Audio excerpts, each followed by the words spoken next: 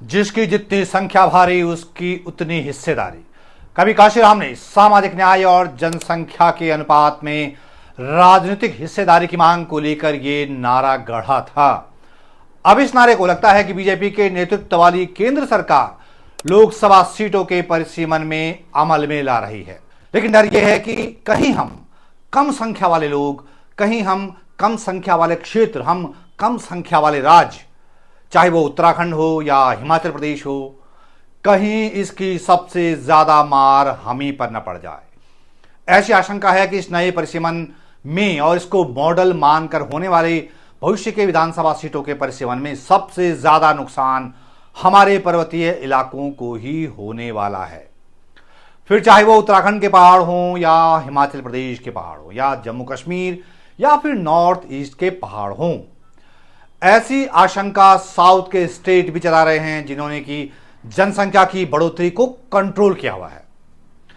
आप जानते ही हैं कि सरकार लोकसभा की सीटों को मौजूदा संख्या 543 से बढ़ाकर 850 करना चाहती है और इसी के लिए परिसीमन का फॉर्मूला तैयार किया गया है, बिल लाया गया है। हालांकि नए परिसीमन को लेकर सरकार का कहना है कि लोकसभा की कुल संख्या में हर राज्य की आनुपातिक हिस्सेदारी उतनी ही रहेगी जितनी अभी है। मगर अगर वाकई ऐसा कुछ हो तो कुछ ऐसे समझिए इसे कि अभी अगर 543 लोकसभा सीटें हैं तो उत्तराखंड के पास 5 लोकसभा सीटें हैं और उसकी 543 सीटों में उसकी आनुपातिक जो हिस्सेदारी है वो 0.92% है। तो ये हिस्सेदारी 850 सीटों वाली लोकसभा में भी 0.92% ही रहेगी।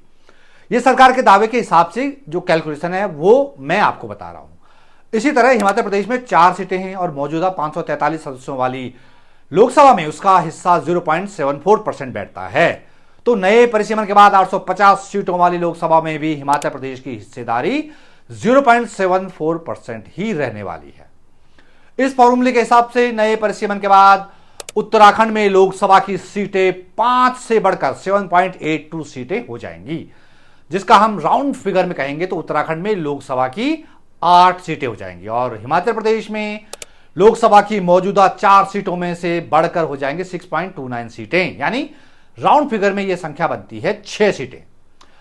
इसका मतलब यह हुआ कि परिसीमन बिल के पारित हो जाने के बाद उत्तराखंड हो या हिमाचल प्रदेश हो, दोनों जगह लोकसभा सीटों में लगभग 50% की आनुपातिक वृद्धि होगी।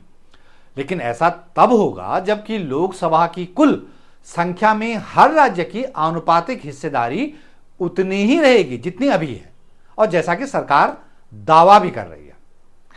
लेकिन परिसीमन विधेयक में जैसी व्यवस्था है, अगर उस हिसाब से नवीनतम उपलब्ध जनगणना यानी साल 2011 की जनगणना के आधार पर परिसीमन होता है तो राज्यों के हिस्से का अनुपात बदल जाएगा, क्योंकि हर राज्य में जनसंख्या अलग अलग गति से बढ़ी है।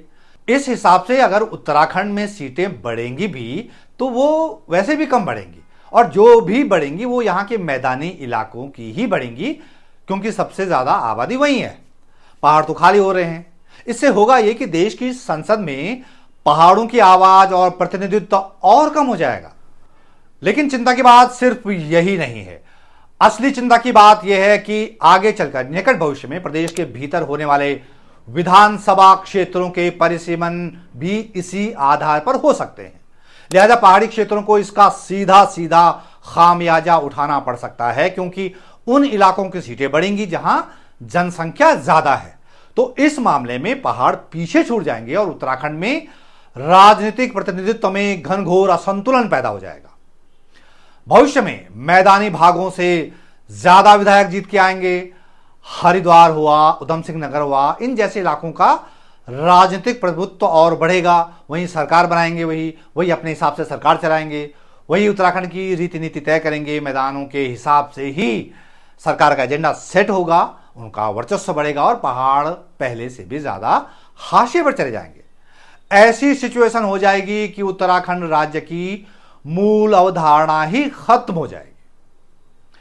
अब बात आती है कि परिसीमन के बाद जो लोकसभा में महिलाओं के लिए सीटों के रिजर्वेशन वाला बिल पारित हो जाने के बाद उत्तराखंड में और हिमाचल प्रदेश में कितनी कितनी सीटें महिलाओं के लिए आरक्षित रहेंगी।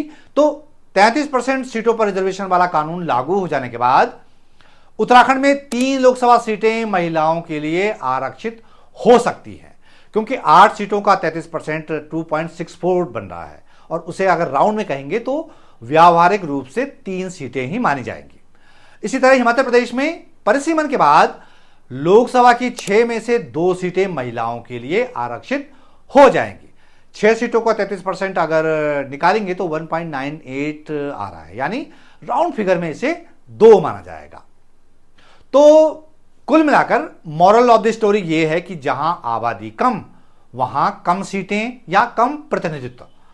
हमारी तरह दक्षिण भारतीय राज्यों को भी यही आशंका लग रही है। उन्होंने अपने यहां आबादी नॉर्थ वालों की तरह बेतरतीब ढंग से नहीं बढ़ने दी है। साउथ वाले राज्यों की तरह उत्तराखंड हो या हिमाचल प्रदेश हो, ये दोनों राज्य प्रगतिशील माने जाते हैं। इन दोनों पहाड़ी राज्यों ने भी परिवार नियोजन की नीति को बेहतर रूप से अपनाया है और छोटे परिवारों को बढ़ावा देने की कोशिश की गई है। लेकिन लोकसभा सीटों के परिसीमन को लेकर आशंकाएं ये हैं कि जनसंख्या वृद्धि को कंट्रोल में रखने को लेकर जहां इन राज्यों को सराहा जाना चाहिए था, वहीं परिसीमन में इसका उल्टा हो सकता है। पहाड़ी राज्यों को इसका दंड भुगतना पड़ सकता है। हम पहाड़ के लोगों के लिए चिंता की बात यह है कि हमारी आवाज न सिर्फ देश की संसद में बल्कि राज्य की विधानसभा में भी मध्यम पड़ जाएगी। यह स्थिति कम से कम हम पहाड़ के लोगों के लिए तो बेहद चिंताजनक है ही। तो इस पर आप क्या सोचते हैं, नीचे कमेंट बॉक्स में जरूर अपनी राय दीजिएगा। ये वीडियो यहां तक देखने के लिए आपका बहुत बहुत धन्यवाद। जल्द एक नई वीडियो के साथ हाजिर होता हूं, तब तक के लिए नमस्कार।